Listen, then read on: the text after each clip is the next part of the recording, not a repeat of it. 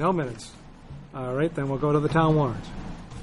Mr. Shane. Mr. Chairman, we have on the payroll warrant this week $504,234, and on the bills payable warrant $3,706,254, of which we've got about $225,000 in paving, $4,000 in insulation as part of the work that's ongoing at the fire station, $743,000 in power purchases from Meld, and our Masco assessment of $2.3 million. So Sarah Wood has reviewed this, and we recommend the board's affirmative vote.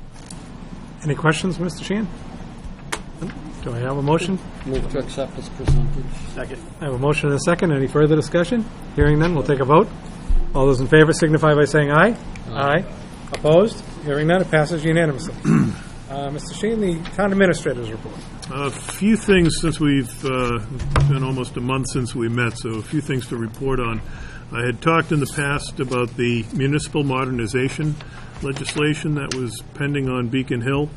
That was approved, finally signed in, or finally acted upon in early August. A couple of items of particular interest to Middleton.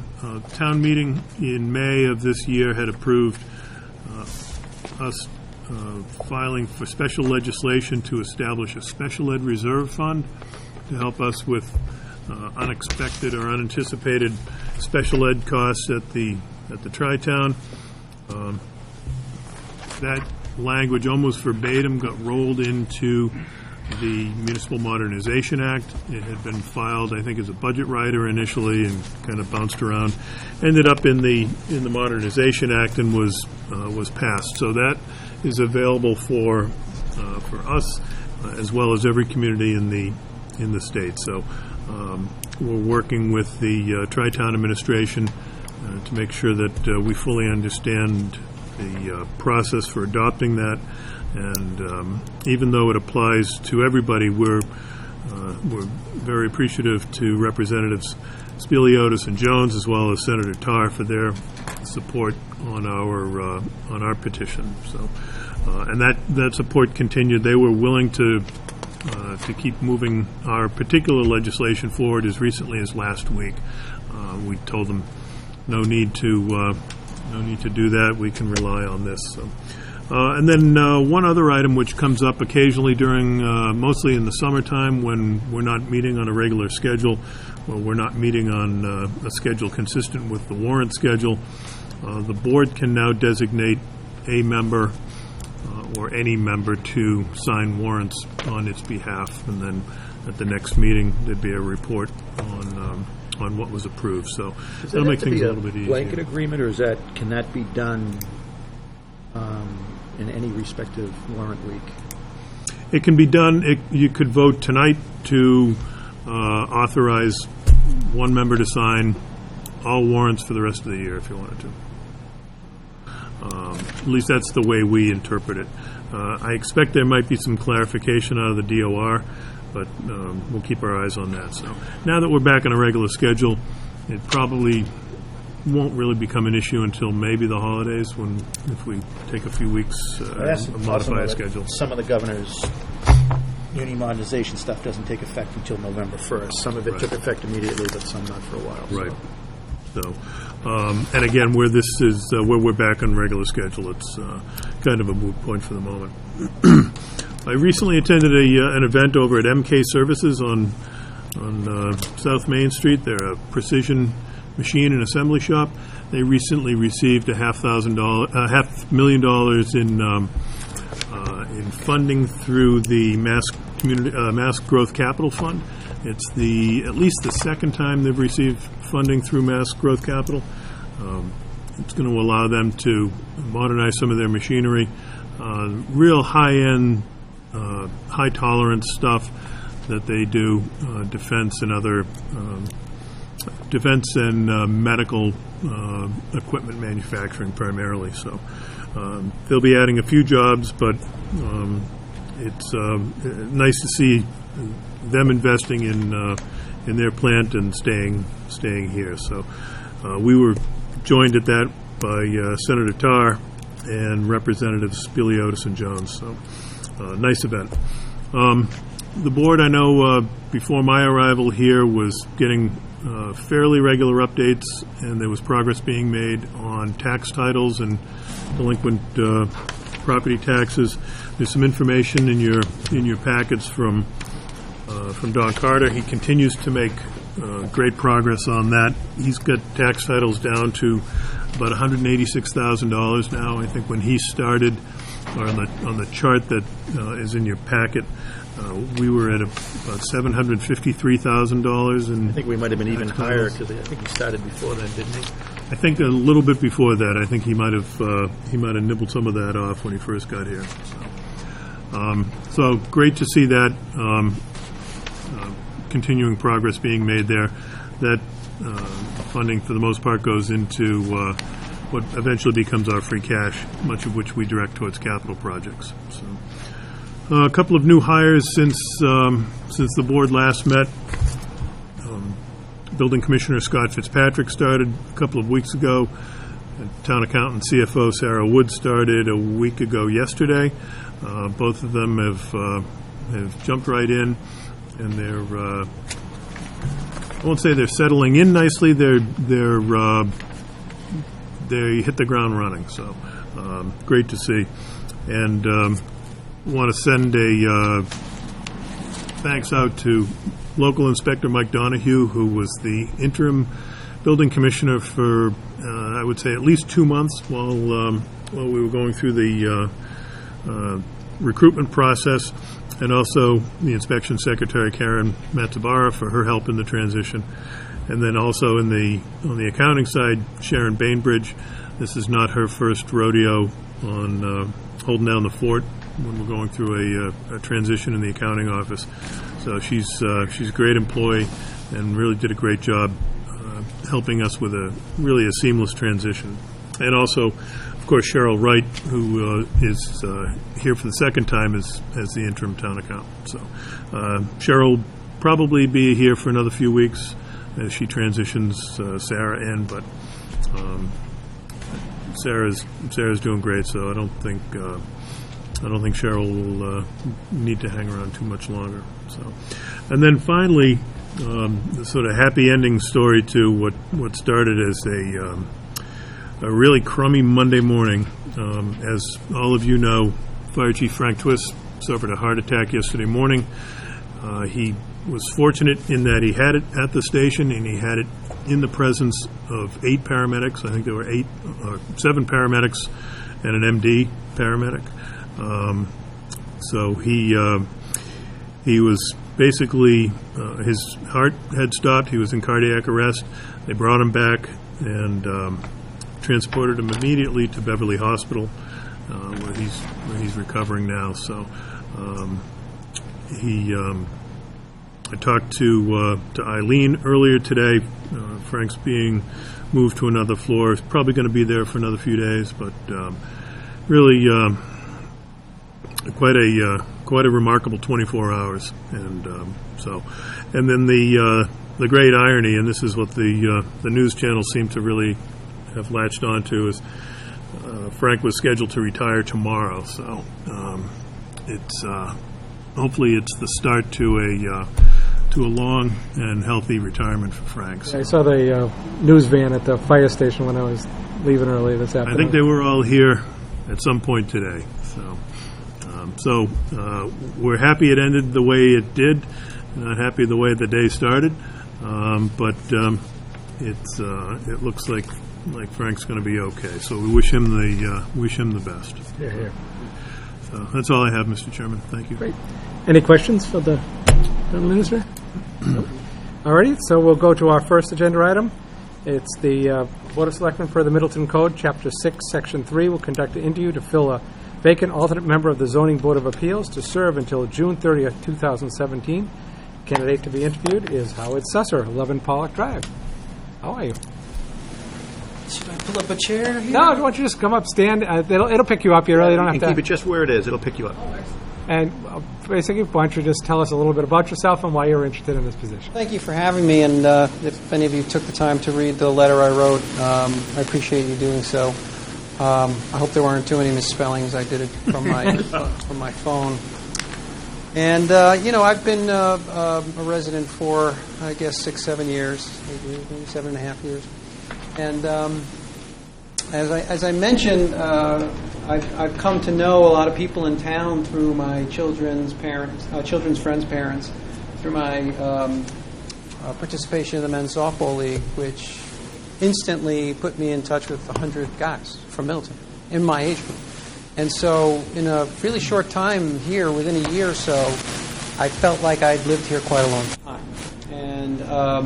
And this is every year for the last several years I've had these relationships. And so I may have mentioned in my letter that it reminds me a lot of the town I grew up in New Jersey, called Verona, New Jersey, which is kind of a suburb of Newark, Montclair, Caldwell. Very similar to this area where you have some farm country, but you're not totally in the sticks. And you have malls and coffee shops and things, and there's a nice diversity of people, a lot of demographically, wealth. You have some big mansions, you have some nice homes, you have farmland, and so I feel very comfortable here, and my kids and my wife, and we really love it here. So I came to you guys through an email that I received saying you were looking for help in something that looked like quasi-judicial, legal, something that might, where my 27 years of legal practice might be helpful, or I could bring some skills to bear. May have even had some technical issues if there were certain technical science issues on zoning or other things. And so I threw my hat in the ring to see what it was about and to see how I could help my hometown, where my kids live and grow up, and they're going to go to Masco, and see if any of my talents and skills and my passion for helping people can help you and help the town. I have a chemical engineering degree. I don't know what that is good for this, but I know a lot about science and technology, and I've made my whole life about that.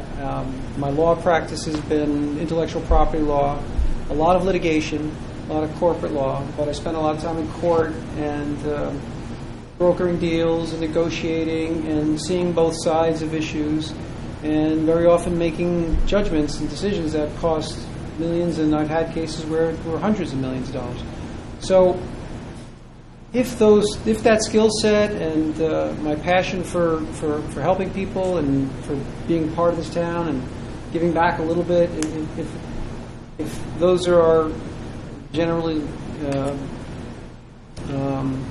suitable to the role that you see me as an alternate, or eventually, hopefully, as a participating member, I want to learn about it, and I want to do everything I can to help you guys and to help the town. So that's really it in a nutshell.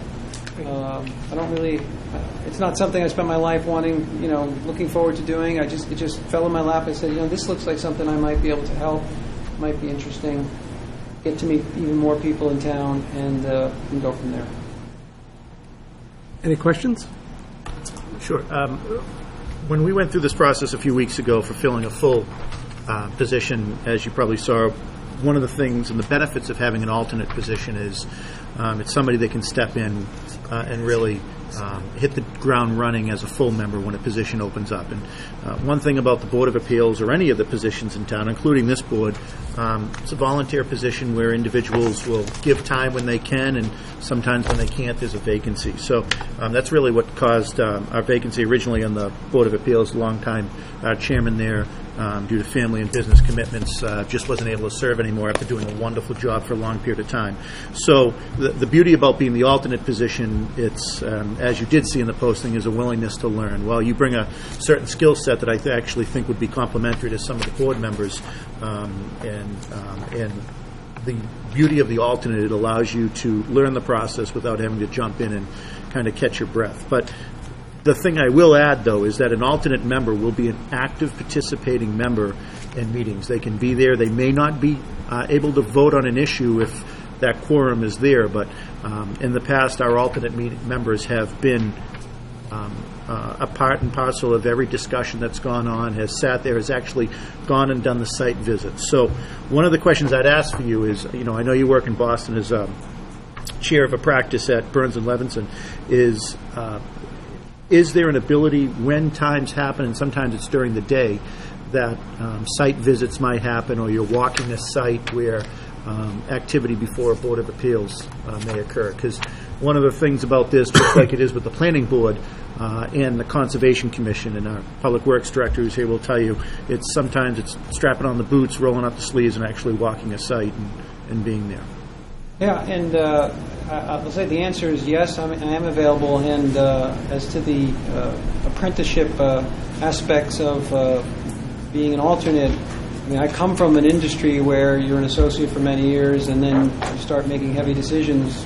For me, it took me 10 years to make partner, and I've been running the show in my own practice in my department for 15 years. And so I firmly believe in learning from others and not taking on more than you can handle.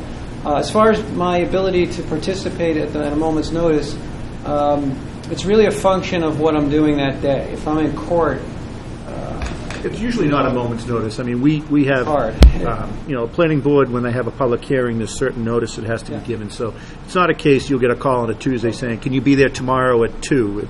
It's usually, I would say, fully a week or more in advance of. And many times, not every member of the Board of Appeals is able to actually walk a site. But one of the things I think would be helpful for you as an alternate member is to actually put the boots on early and get to see how the job goes. So with that further explanation, I'm my own boss.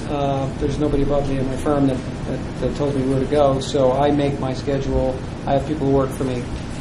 If I'm committed to court on a certain day or to take a deposition or something that's really heavy, it may even be a week out, or that I know that I can't do it. We do have an office in Andover.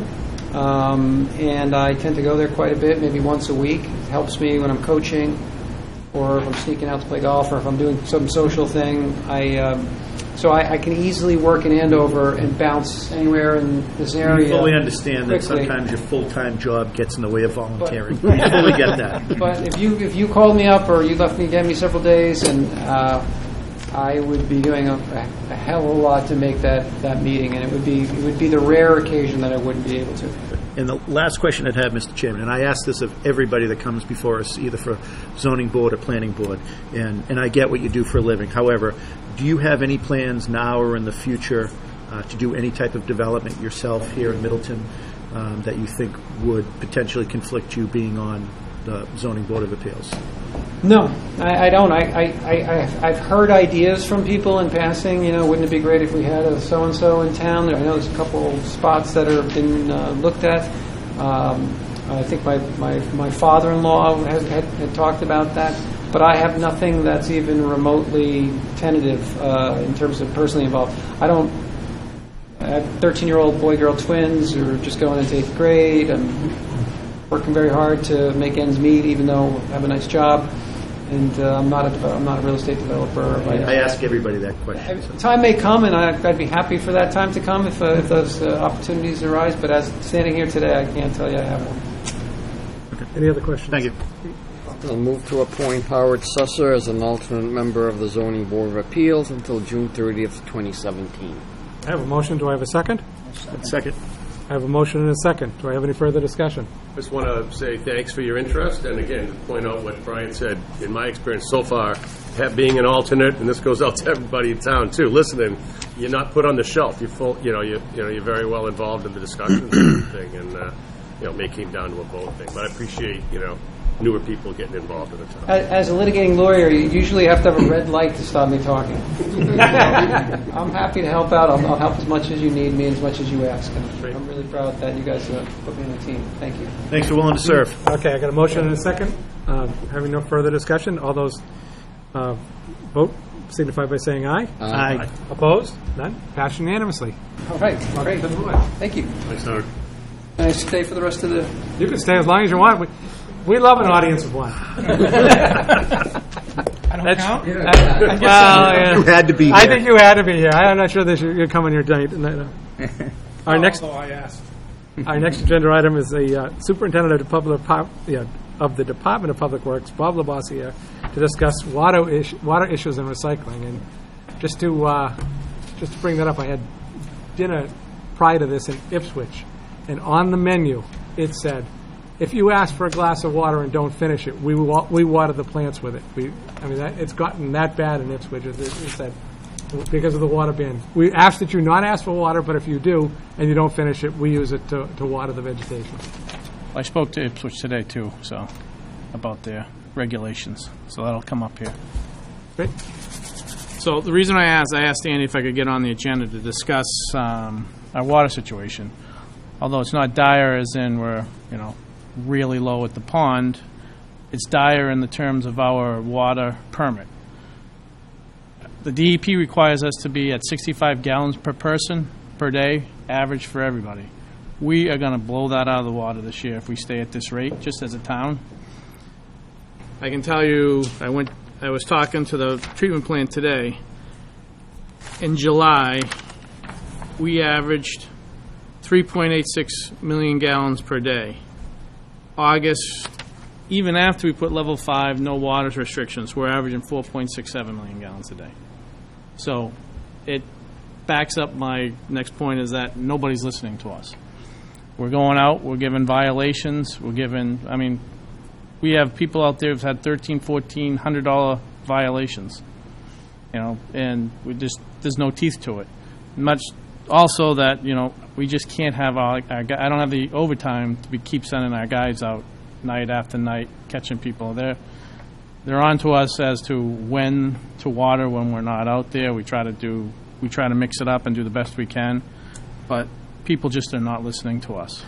So I came to the board to see if we can figure out some solutions of how the town can go forward on trying to get people to adhere to our restrictions. The average is that, so that 4.67, you said it. I'm sorry, 4.67 for August was the maximum. The average was 3.7. Okay, to get an average per person, do you divide that by the entire population of the town? That's finished water coming out of the plant. That's because it's a combined system. That's the best I can do. But our restrictions run the same, but both towns. But to get to the 65 gallons per person. For 65 gallons per person, Danvers, after the end of the year, Danvers will give us a breakdown of Middleton residents, how much residential water was consumed. So they have the software that Danvers owns to break out Middleton residents and how much water each resident used. So that 65 is only for people that are tied into the municipal water system. Correct. And doesn't take into the population that is not. No, Ricky goes through every single account and gets the census. It takes him about 3 weeks to do it. It turns out to be the beginning of March by the time we get the numbers and everything. So it takes him a long time. He painstakingly goes through every single Middleton resident, figures out how many people are at that household, figure out the population, and divide. What day of the weekday was the 4 million plus in August? I didn't get the exact day. So the reason why I ask is I'm wondering a couple of things. And I get the raw numbers, and I think I understand why they're at. I think that there has been an inverse with how dry it has been this year. I think there's a significant number of people that are actually watering more than they normally have. Because lawns, as they've started to turn brown, people have, not a lot, but some people have likely ratcheted up their consumption. Right.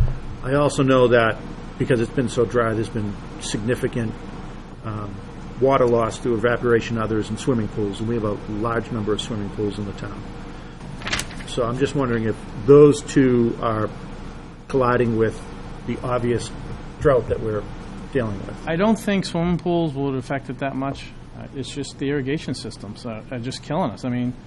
I get calls from people every day ratting out their neighbors. I have phone call. I have a picture that's texted to me by a resident or emailed to me by a resident of a business right in the square with the irrigating all weekend long. Yeah, I got the same. I actually So, got a I mean, call they on just that. don't, I forward it off to them and says, it's not just us looking, so people just don't care. I'm telling, and so we need to do something. I mean, Danvers has a warning, then $300 fine. That's the maximum the state will let you fine people. I think at the very least, we should be doing what Danvers does, $300 for your second offense. A warning, then $300. I've come up with... Are people paying the fines? No, that's another issue, too. So we don't have a mechanism to collect it. So I was talking with Eileen Twist about it, because they go down to the clerk's office, one copy goes down to them. So we don't have a backup way, other than going to court, criminal court. You have to file a have criminal the- complaint against these homeowners. Or do we have the ability to say that if somebody has an outstanding bill that they haven't paid to us, Yeah. property tax, personal property tax, fines, that There's we certain could limit certain things that they could have access to, i.e. transfer station permit, or, I mean, that's probably the one thing in town that a large number of folks actually access. I mean, it's not like, somebody could spend their whole life here and never pull a building permit, so. Eileen and I did some searching, and there's a regulation under Chapter 40U for municipal fines for town government that the town would have to adopt to allow us to lien on the property. Other than that, we couldn't find anything else that would legally allow us to do it. There are other statutes for, your water bill, for municipal water bills or sewer bills and stuff like that, but not specific to this. So we'd have to adopt, as a town, a 40U regulation. So that $4 million that came out on a certain date in August, we don't know how much of that actually went to Danvers. No. So, again, what we don't know, and we won't find out, I guess what you're saying, until March or at some point, I are can we tell blowing you, through it, or are we and Danvers blowing through it? And I get that they have a fining mechanism as well, but problem is the 65 gallons per person. Danvers doesn't run into it as often because they're more densely populated. They have more apartment buildings to spread that gallonage out to.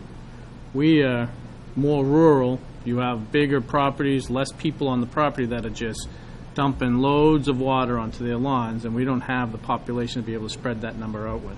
Yeah, the fine, whether it's 300 or 100, isn't going to be much of a deterrent. Can we, every time we cite a person, double their water bill? No. The water bills right now are tiered. So if you use so much water, once you go over that, it tiers up and tiers I up. understand that, but if you violate this, whatever that rate is, gets doubled. I don't know if we can legally do that. Seems to me it also, rather than ride around and checking that, wouldn't it? I know this may be beyond our means, but just look at the bill. I mean, if you know what I'm saying, like But we're working on that. Danvers is working on a software program Right. where we can. They And you will be able can- to see there you go. real time. and it shows on up a- in your bill. Well, Well, you can see real time on a laptop or an iPad whose meters are running when. So actually, last year, when the late spring, summer came, I actually turned on my sprinkler system for the first time of the year. Actually, the sprinkler guy came, turned it in, tuned everything up, and left. 2 days later, I was actually at home and got a phone call from the Danvers Water Department informing me that I likely had a leak. And I said, how do you know I have a leak? They said, because right now we're seeing you have water running. Do you have any water running? And I was home, I checked, there was no water running. So while I was on the phone with them, I went downstairs and actually physically shut the water main off that goes to the sprinkler system. And as soon as I did that, they notified me that it stopped. So there was a small leak. It was very small. It was actually underground. I paid an ungodly amount of money for them to find it, but they actually saved me money in the end and saved water. But so they actually have that capability now. Well, they have. The actuality was, so what happened was, about a year ago, a resident had a pipe in town, and during the winter, underneath their deck, the pipe broke. And the next time they got a bill for $4,000 for water. And so I went before the water board and found out they had these notices. They could tell. But their town, Middleton, their town, Danvers, not Middleton, the people were all upset that it was too big brotherish. And I told them, turn it on in Middleton. I actually thanked them. I had no idea. Right. So what it does is right now it's picking up constant water feeding.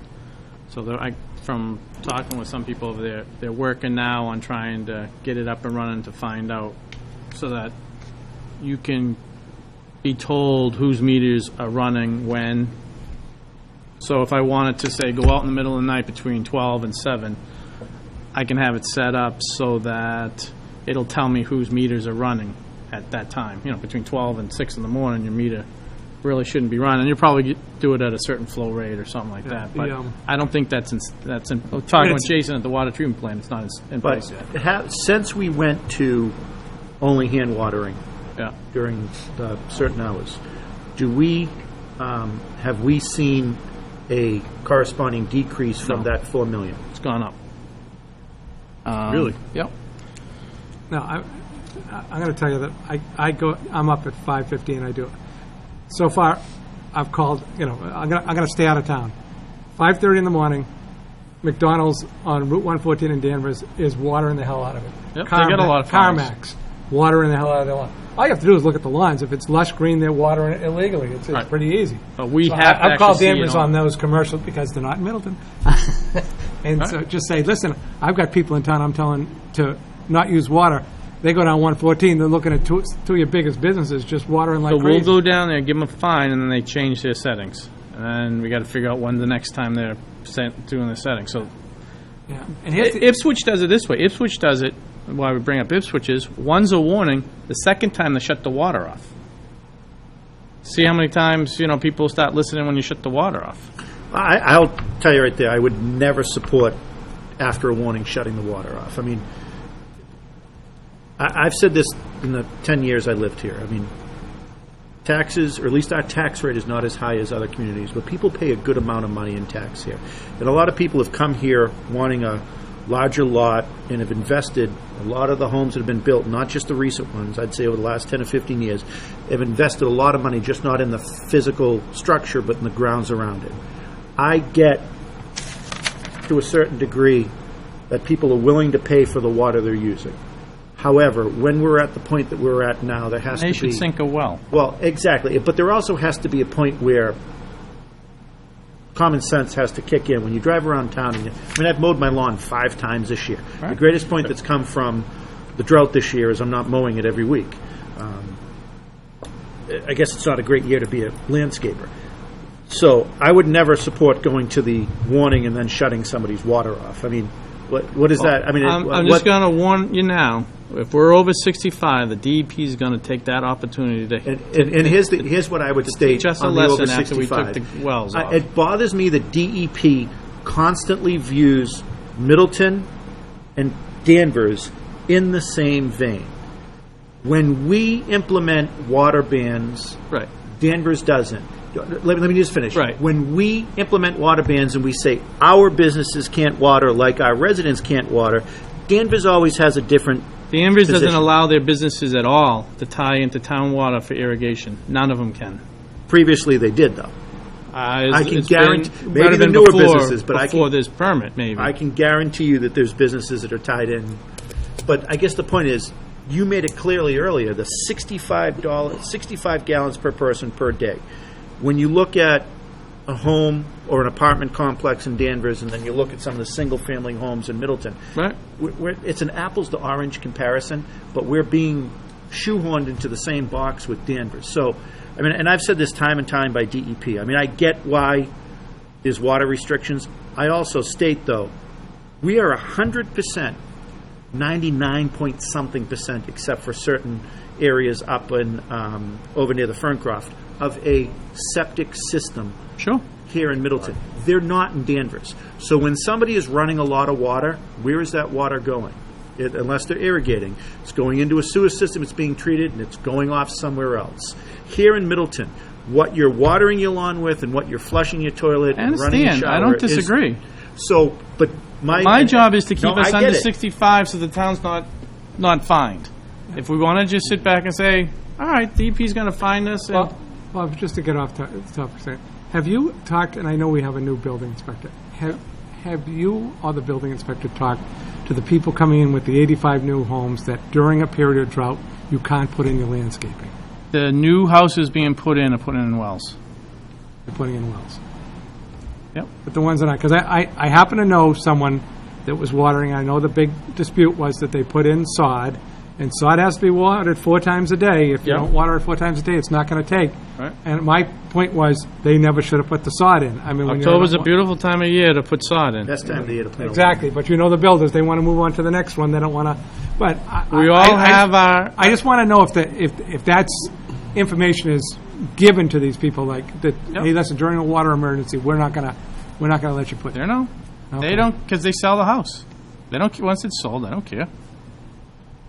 You know, I mean, we Someone's- had a real estate agent upset because somebody in the building told somebody who was a prospective buyer in Dixie about the commercial building.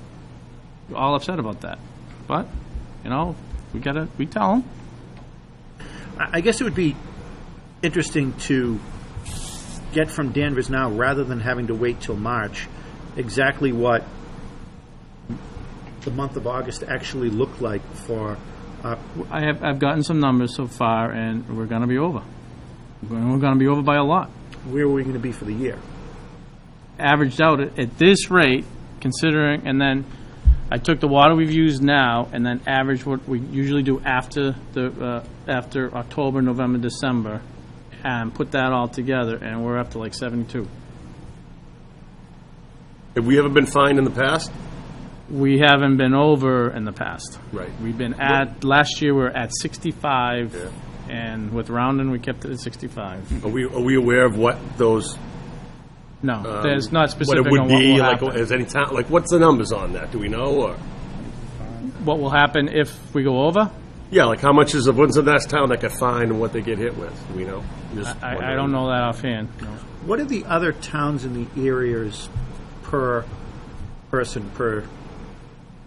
I'd data have to amount? find out. Yeah, I'd have to. I don't Because have. I mean, the thing that Well, bothers it me. depends with if they're on the get it. club and they don't have a limit. No, but I'm talking. no, those that- everybody's required under the statistical report to put Yeah, but it I'm in, saying so it here, is. those that are in the Ipswich River Basin that are in the, I don't mean comparing us against, a town 100 miles away, but Right. for those in the area, the thing that always bothers me about DEP is they never treat every town the same. Everybody, it always feels like it's whatever day you get the DEP at. I mean, I've said from the beginning that it bothered me that we are being lumped in with Danvers, but for the longest period of time, I mean, the two towns are completely different. The only thing we have in common is A, we butt each other, and B, they get their water from us. That's the only similarity. They have much denser, there's much more multifamily housing, True. and they don't have septic. I mean, they have probably a small handful of septic. And the other thing, just to bring it up, because I'm just going to.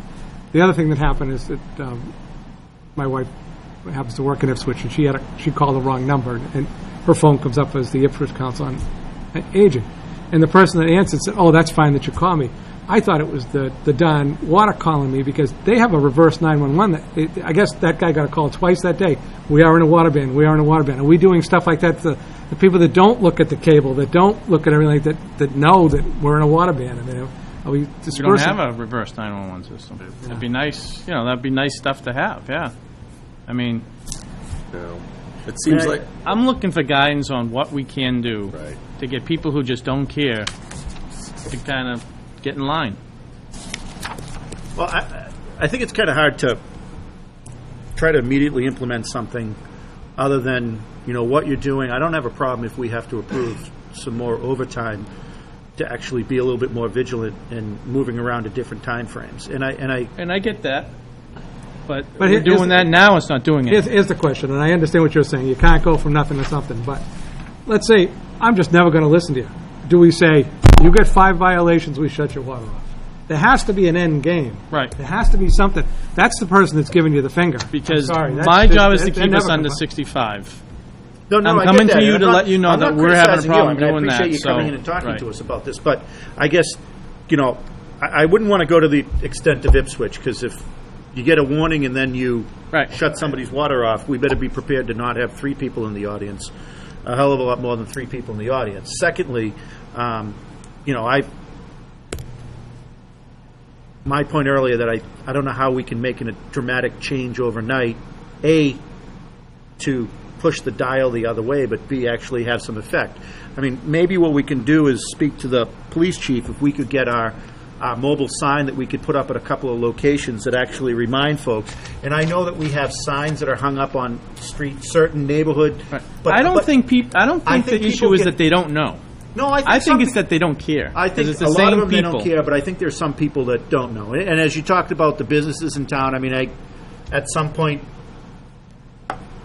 I mean, we we've should be able to figure out who the bigger offenders are, and maybe what we need to do is do some outreach Right. directly to them. there are some towns that print people's names in the paper for the number of violations. There's some that shut the water off. I mean, there's. Oh, God, come on, we had people that owed us north of $100,000 in taxes, and nobody wanted to print that name in the paper.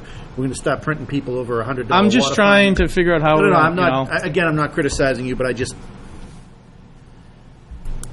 I get your point. We got to do something about it. I think we need a longer term focus on this, not just for years that I think people are overwatering, because as they start to see yellow in their lawn or brown in their lawn, they freak out, and they run downstairs and crank up the schedule to every day or longer periods.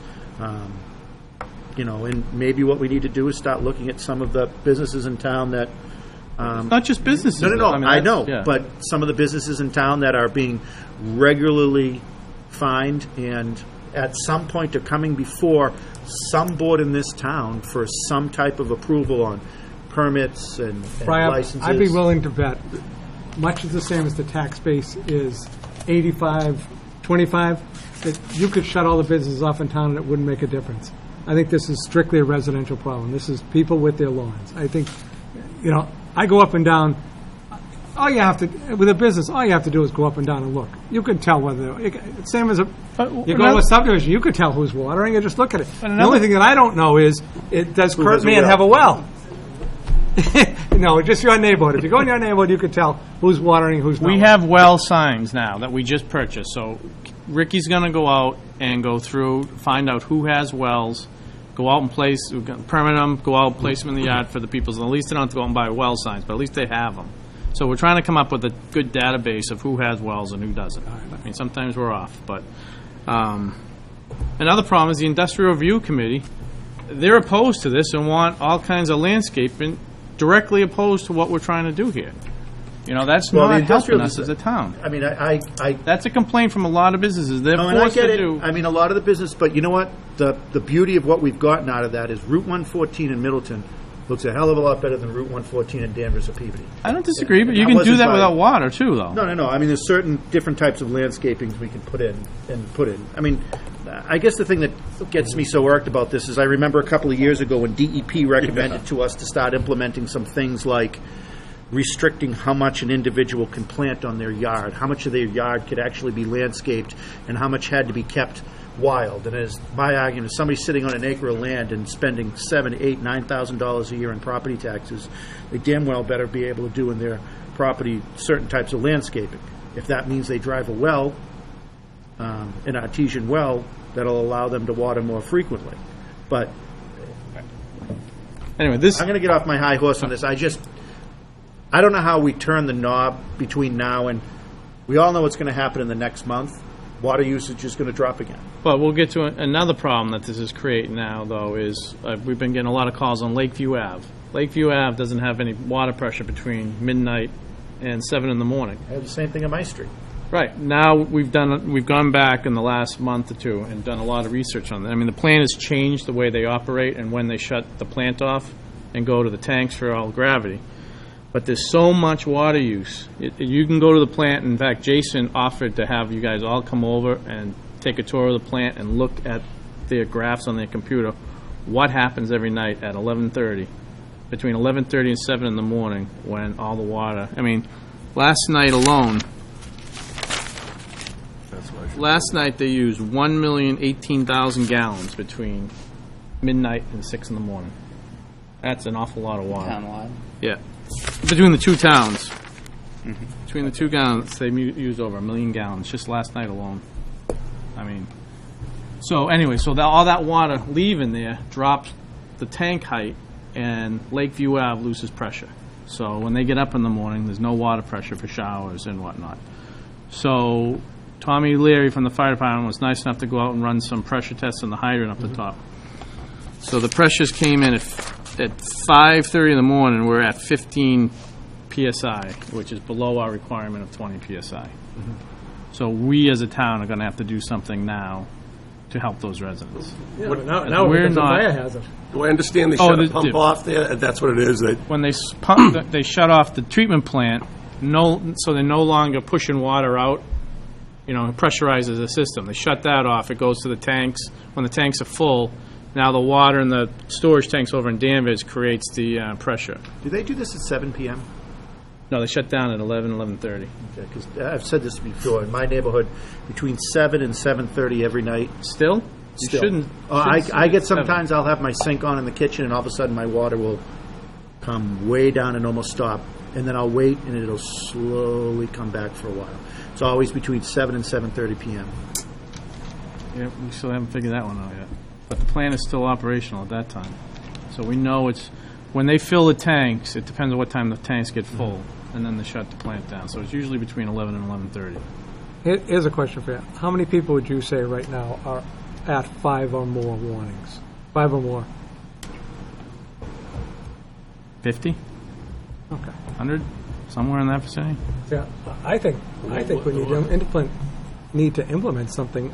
Those are the people. Those are just not listening. Can we at least drop letters Yeah. and have them? I mean, I know there's probably no teeth in it, but it seems to be more of in the big picture today, where water and environment, that it should be more of the front end and like get it off the bill. I mean, Yeah. same as the man that works too much and he can't water until All right. he gets home. But if you look at his bill, his neighbor may complain as he sees him watering. But when you look at his bill, he's not wasting any water. Rather than putting it on the towns, on the the end user, so to speak. Do Because we you have can't. We're not shutting off. Do we have the ability, without any type of change or enactment of that law, to actually, for those that have bills that aren't, that fines that aren't paying them, that we can lock them out of getting a transfer station permit or something? I mean, because I don't know. We looked into finding a way to do that. We didn't find any statute that allowed us to do it. The only thing we can do is go to court, file a criminal complaint against them. And it says it right on the I will violation. tell you this, my wife, who works in a school district that is constantly chasing after unpaid bills of, after-school programs that are never paid and so forth. Usually the first letter that goes to a small claims court, about 75% of those issues get cleared up overnight. That may, bring the dollars in, but maybe we'll actually push somebody to say, the town's going to fine us, we never pay it, nothing ever happens, another slip shows up in the mailbox, nothing ever going to happen. There's obviously a lot of administrative work Right. involved in that, but in many cases, it usually, I would say, probably 75% of the time, you'll see somebody will stand up and say, well, I don't want to go to small claims court over this. Right. Maybe it'll actually make them go downstairs and shut their sprinkler timer off. Send them letters and Until then we- dock in and the send them dumpster letters and when then- they come. You know what the biggest phone call I get from people is? I don't know how to change my settings. My landscaper said, I'm telling you, we got to go to court September 15th, the people who've sent requests in to be heard because they don't know how to change it. That's not an excuse. Well, your landscaper's there every week mowing your green lawn, haven't turned it down. Yeah, well, He's obviously not cutting your grass right now, so Not cutting mine. have him do something. at any rate. I obviously think we need to come up with a better process and to go forward. That's what I mean. I don't know how we turn the dial immediately, but go forward.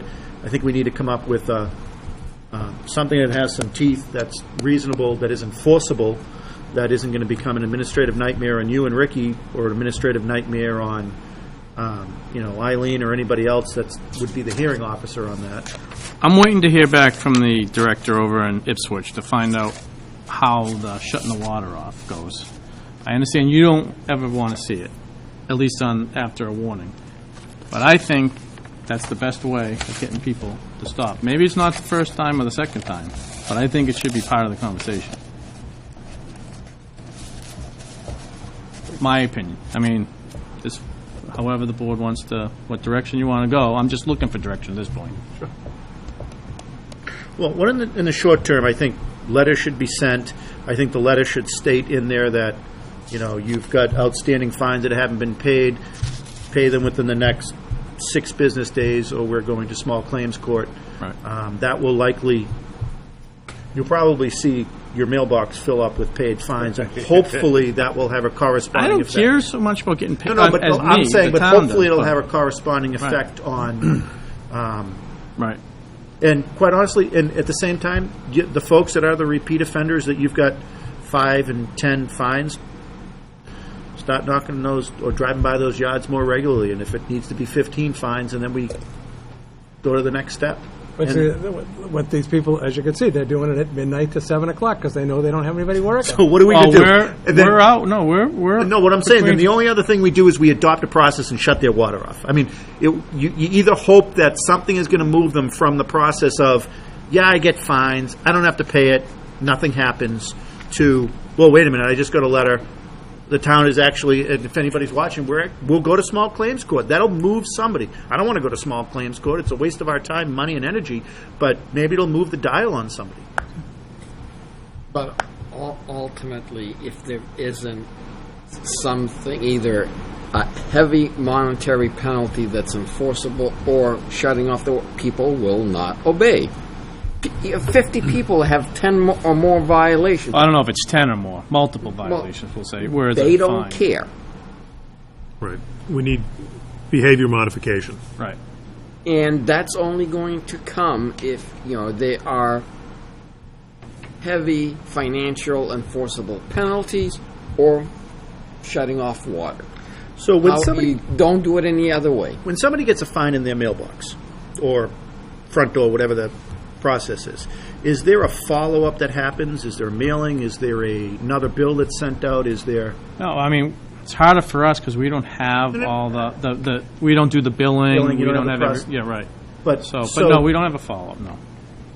So, I mean, part of that could be, and this is what I mean by it's going to be administrative burden on you, Ricky, or whomever, or admin folks in your office, ultimately the clerk's office, if people are coming in to protest, hey, I was away on vacation, didn't know you changed the watering schedule, that's why I got fined.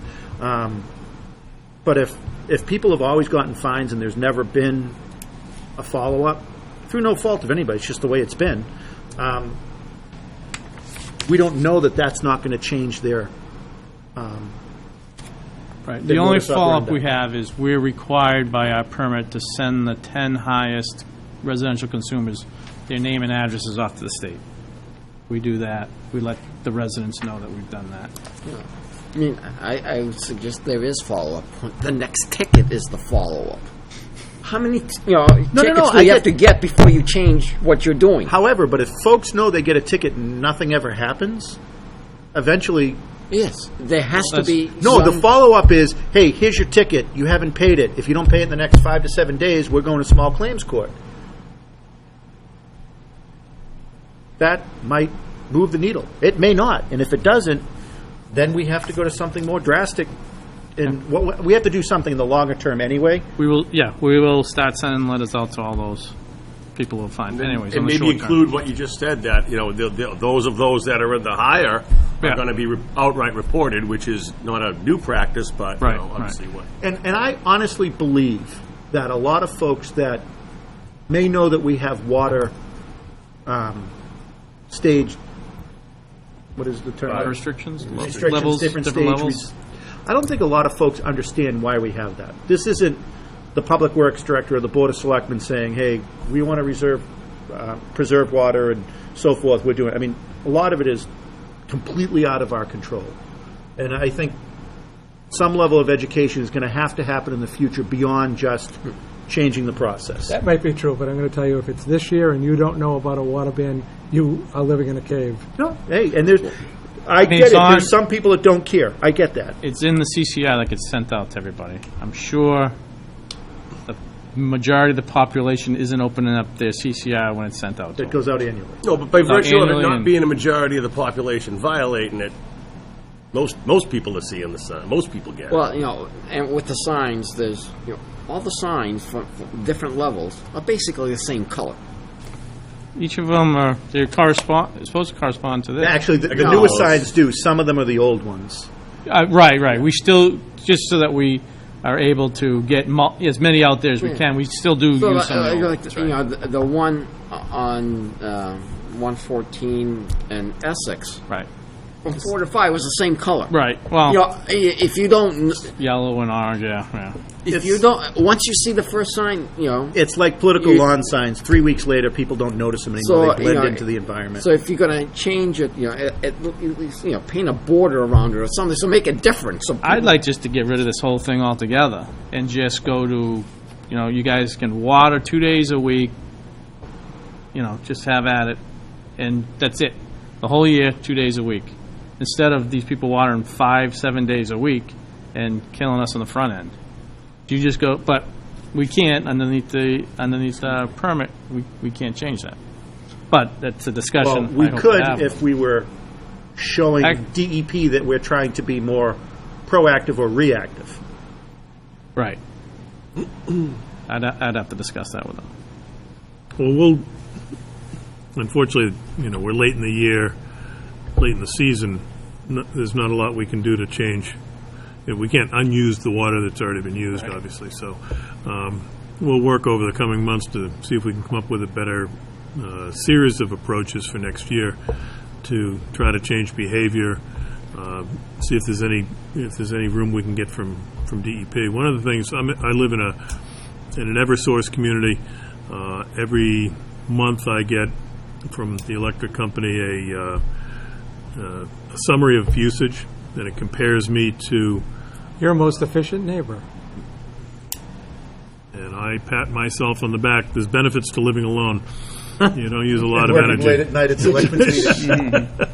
I use all the energy here.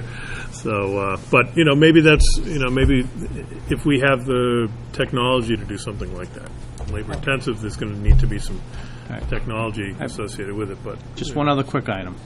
Transfer station, electronics. We're way over budget already.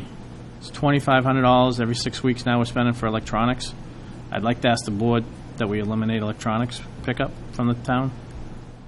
When you say electronics, it's mostly television. So Correct. And I think we're taking everybody in the North Shore's we're not TVs. just getting Because the television from here, calculations we're don't getting come up right, family yeah. members from out of town. We're probably the only facility on the planet that takes it without a certain fee beyond We are. the entrance fee. I mean, and I said during the discussion last time, at some point we need to have a honest discussion if we're going to continue to take. Would you rather cancel it altogether or take a fee? Like, Make them pay. It's up to the board. Before the board hasn't I don't wanna wanted us see- to take any well, money at the transfer station. Anybody that, it used to be the old days, you bought a new TV, they delivered the huge TV to your house and they took the old Old one. one. Now they're small, slimline TVs that Yeah. people put in the back of their cars so they don't know what to do with the old one. As it households waste day. I'm not sure if they take electronics, but I'll find out. We don't want to see them dumped in the and woods. we weren't suggesting any money at the transfer, so we were suggesting that they had to come in with a sticker already on it. You don't take it unless you've got an orange sticker that you bought at the town hall. We could do that.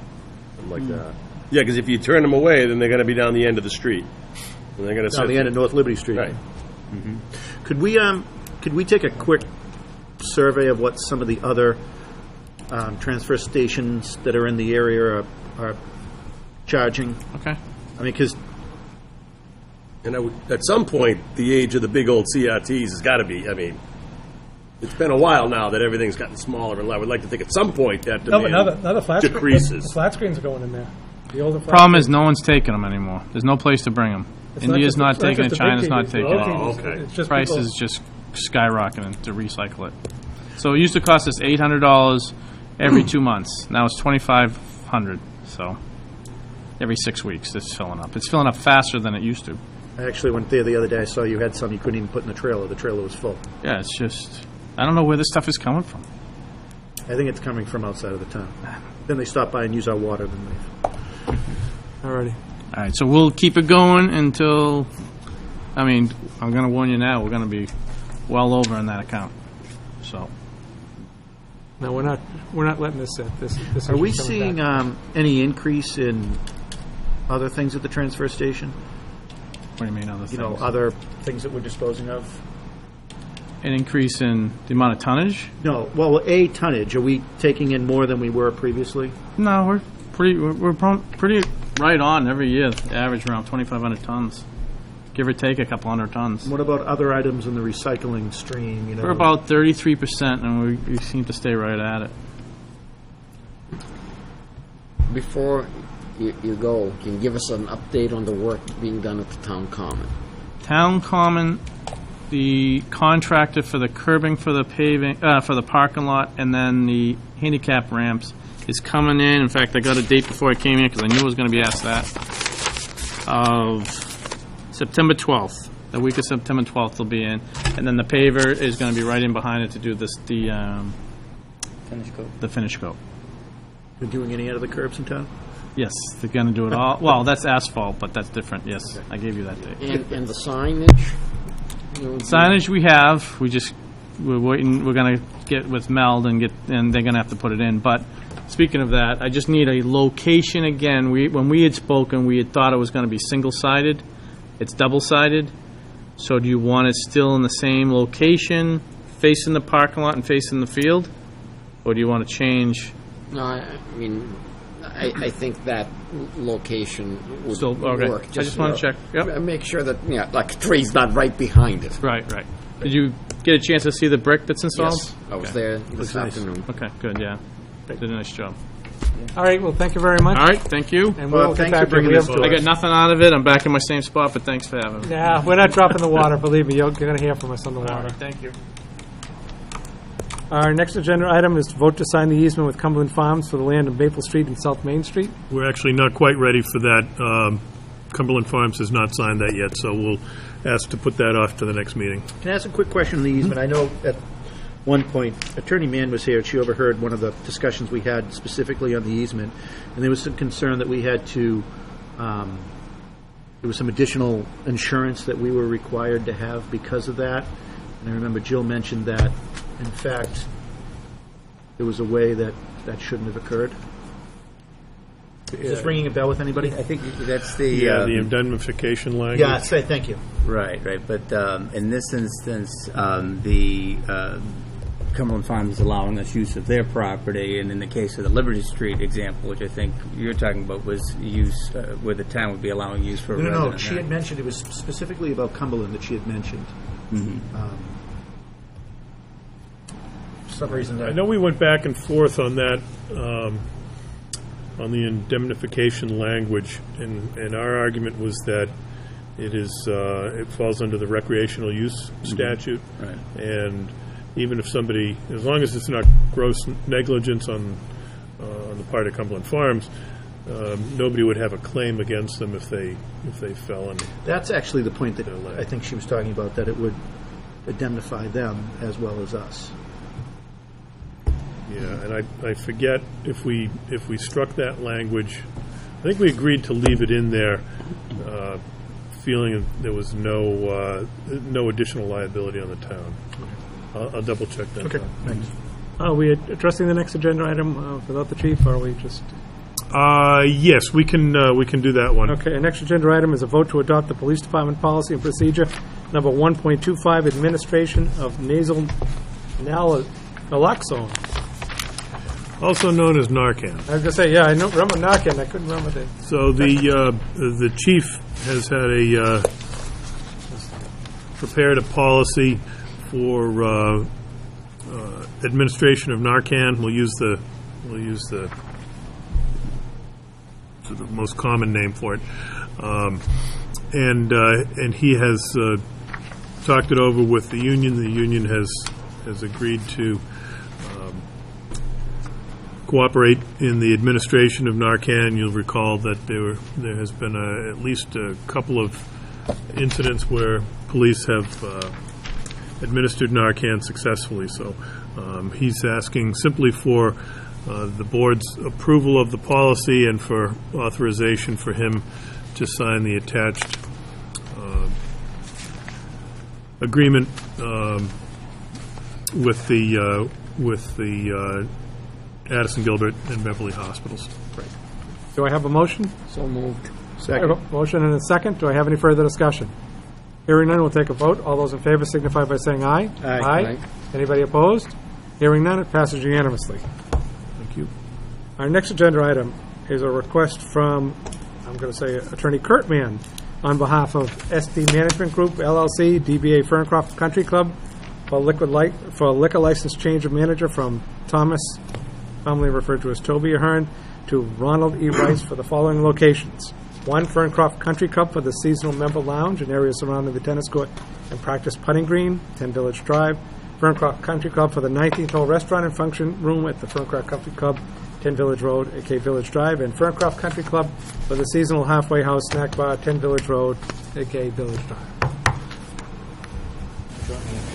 You could just stand up. So we understand that Toby's leaving, and Toby is leaving, yes. So Kurt Mann, Man and Man, on behalf of the petitioner. This is Ron Rice, who's the proposed new manager for the license. Toby is, my understanding, is no longer with SD Group, so we're requesting a new manager. and you're tip certified, and Yes.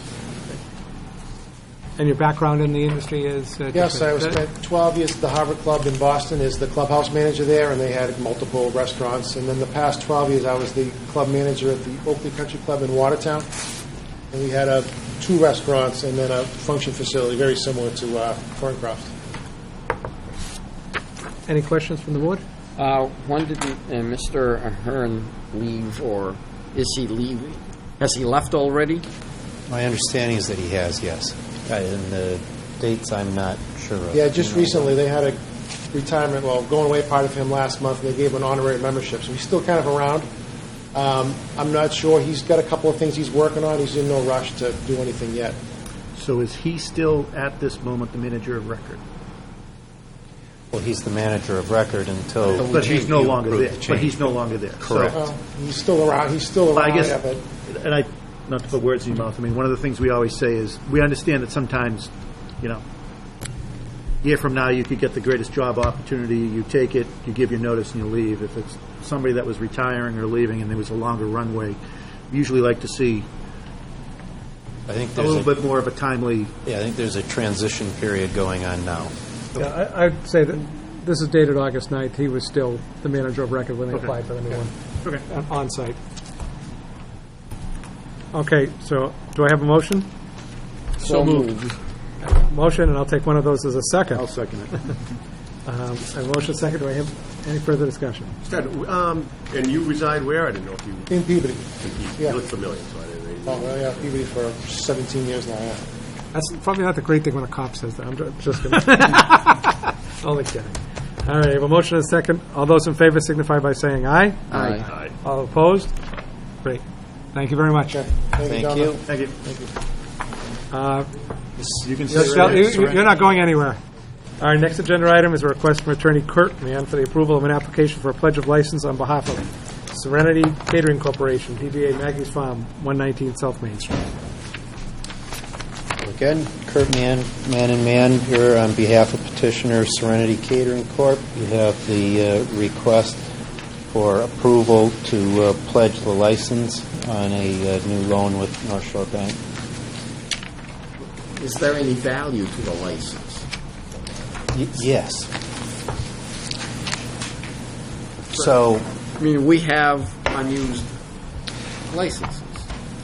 well, typically what would happen is if something happened and the bank had to foreclose, say, on the loan or the property, the license would need to be transferred. So without the pledge, the defaulting borrower would still, I believe, control the license. But if that license... In addition, you should note that this is a long-term mortgage. 10 years from now, we may have may not have No, license. and I get that. I guess what I'm confused about, not an attorney, I don't play one on TV, but say this gets foreclosed upon. That license doesn't transfer unless we, as the licensing authority, approve such a transfer. You have to approve it, but they have the ability. They have to dictate request. who gets that license. In other words, if Well, I understand they have the ability. so if they didn't have it pledged, It would just disappear. they could sell it to their friend. They could transfer it to anybody. It and wouldn't they're enough with disappear, ability. but the defaulting borrower would be the one But that this would in no control way the says request. this in no way says that should foreclosure happen and the bank, which is North Shore Bank, states that Ferrara Pub and Grill is going to open up at that location, and the bank wants to see it transferred over, we would still have to approve that. Still There's- So subject this, to our approval. no way. This just protects them from disappearing. It I doesn't get that, but guarantee. I just don't understand doesn't how it guarantee. actually protects, because in the end, we still approve. Because if, The application for the transfer, they wouldn't have the authority to put that in front of you.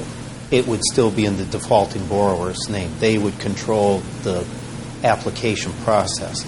So this gives the bank, So what triggers that process? So if we approve this 3 months from now, they're not in default, but they decide that they want to, then the bank, Ferrara is opening up the, then the bank would file a UCC 3 termination, release the pledge, and now they would still control the transfer application. more on the transfer of license, if you don't have the person that currently holds the license sign that, it's a nightmare.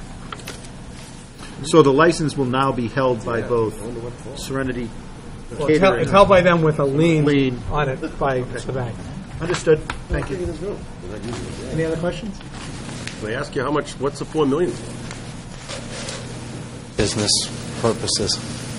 It's not just that they're probably tying up every license. This is Serenity. They own Maggie's. They own like More of a corporate kind of thing. If you look at, Not for parking, I is it? believe in the copy of the note is in the documents you have, and there's an Exhibit A on the back that references the different restaurants, some of the different restaurants in the area that are being pledged. All right. Move to approve the pledge of license. I have a motion. Do I have a second? I haven't heard anything. I was going to hear something from that side of it. A motion and a second. Do I hear any further discussion? Hearing none, we'll take a vote. All those in favor signify by saying aye. Aye. Opposed? Hearing none, it passes unanimously. Thank very you. much. Say hi to Jill, tell her we miss her. Do we want to take the second item out of order since you're here already? I don't know if you're...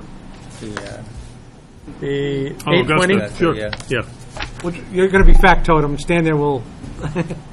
Partner didn't tell you had a third item tonight? I'm not aware of a third item. You'll catch on. This is a request from Attorney Kurt Mann to approve the name Augusta Way for a semi-private way serving 8 condominium units off Village Drive. She doesn't tell you everything. No, she We'll doesn't. be getting a bonus tonight. Yeah. You know, she's going to be giving you a big payday tomorrow at the office. So, Does anybody have any questions on naming it Augusta Way? Why Augusta? It's golf course. Come Oh. on. Why do we have to be like another golf course? Why couldn't it be Spooner? Chip? Driver? fairway. Preston, Shank, Whichwood, Bushwood? Woods? Good, that would be a good one. Club Thrower Lane. Yeah. All right. I don't have it's a private way. Okay. No, but we still get Yeah, it's a private make the way. decision to name it. Has this been run by, I know we usually run them by both Public Works and Fire and Police to make sure it's not a similar name to other Yeah, we get streets? the word that it's dissimilar enough, or not, I or don't not have a problem similar to others, yeah. Do I have a motion? So moved. Do I have a second? Second. I have a motion and a second. Do I have any further discussion? Hearing none, we'll take a vote. All those in favor signify by saying aye. Aye. Opposed? None. You did a magnificent job. Thank you. There's nothing else on here that I'm. There's nothing. But feel free to stay. Thanks, All Barry. right. Our next agenda item is to discuss and decide on a fall special town meeting, which I think just got a lot harder. It doesn't. Each day gets harder rather than easier. Yeah, so we've talked as far back as probably March about potential for a fall town meeting. We've got a number of items that I've included in the packet, things that we could address if we have a town meeting in the fall. The one that is really sort of driving it is the first item, and that's Memorial Hall. We've got some structural issues at Memorial Hall that the structural engineer and the architect have advised us that we should address those as soon as possible.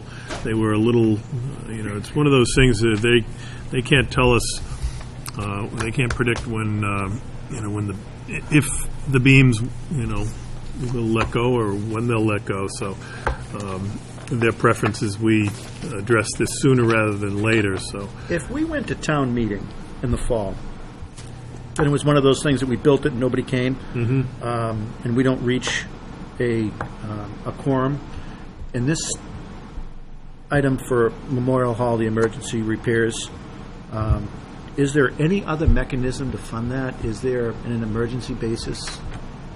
I mean, if something happened tomorrow, we would be able to do work at town meeting, at Memorial Hall, rather than wait for a town meeting.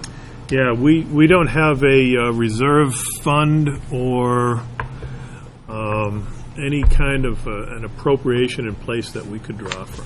We've got a little bit from old capital appropriations that we could apply to town hall. We'll be doing some, there's another piece of this stabilization project that's just going to be a few $1,000s. We'll be able to do that with some money that we've got laying around from prior appropriations. That's like, that appropriation has about $8,000 left in it. Even if you took the entire Finance Committee reserve fund, that wouldn't be enough to cover the anticipated costs of this. So it does leave us in a difficult predicament of, part of the challenge in local government, or government at all levels, is we're not terribly nimble in a lot of cases, and this is a good example of that. Well, given the discussion earlier with Bob about the water, if we had some water policy issue, I think that would guarantee a quorum. You could add a water conservation bylaw, or something like that, or just a more stringent enforcement mechanism for. But I don't know if that necessarily has to go to town meeting, though. It depends. If it's in the form of a bylaw, then it would have to go to town meeting. So, some of the other, we wouldn't hold it, or I wouldn't suggest holding a town meeting just for a single article. There's a few things that we could add. We promised to ECA Solar that we would bring that pilot agreement forward at the next town meeting. We didn't promise them that there would be a fall meeting, but I think the way that it's worded, it would be the next meeting. And then item 4, we've talked a couple of times about some potential charter changes, fairly modest charter changes. But I wouldn't do this at a special town meeting. Yeah, I mean that's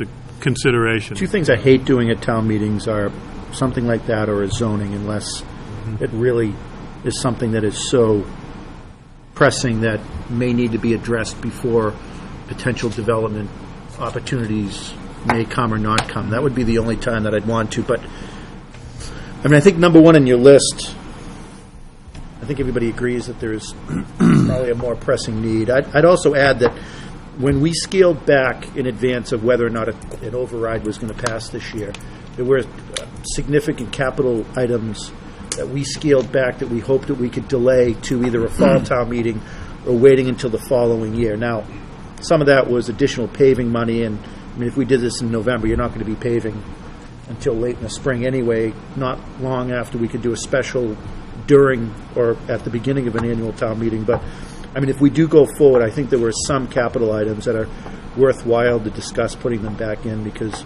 the town's been very good over the last many years of staying on top of our capital and maintenance items. Yeah, we can certainly go back and look at those deferred items. Most of them we wouldn't really gain much in terms of the timeline by doing them in the fall versus putting them off till the spring. But we'll look at that again. The other wrinkle we have this year, and this ties back to a comment I made under my reports, is the transition in the town accountant's office. That whole transition is going to delay our free cash certification this year.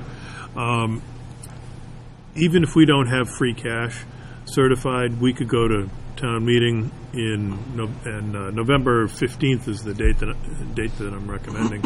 We could go and we could take that from stabilization. It's not my preference to do it that way. You don't think we'll have free cash certified? I think we will, but I don't want to promise you that we will. And those other capital items would be funded out of free cash. So we probably won't know for sure until mid-October whether we'll have free cash certified. There's obviously a number of steps that go into it, and then there are some other things that take priority. There's some annual reporting requirements for schools, which Michelle probably can certainly speak more clearly about than I can. And so those things, depending on all the pieces that are moving at any given time, would take precedent over our year-end closeout and free cash. Do folks think we'll actually get people at town meeting? Todd suggested pizza. Pizza? Pizza and beer. I like that idea. I know we could do the beer, but the pizza, free pizza or... Oh, we won't be able to have it at Howe Manning if it's pizza and beer, so. Well, but I think if we're doing anything about water regulation, I think there will be no question that there will be a quorum.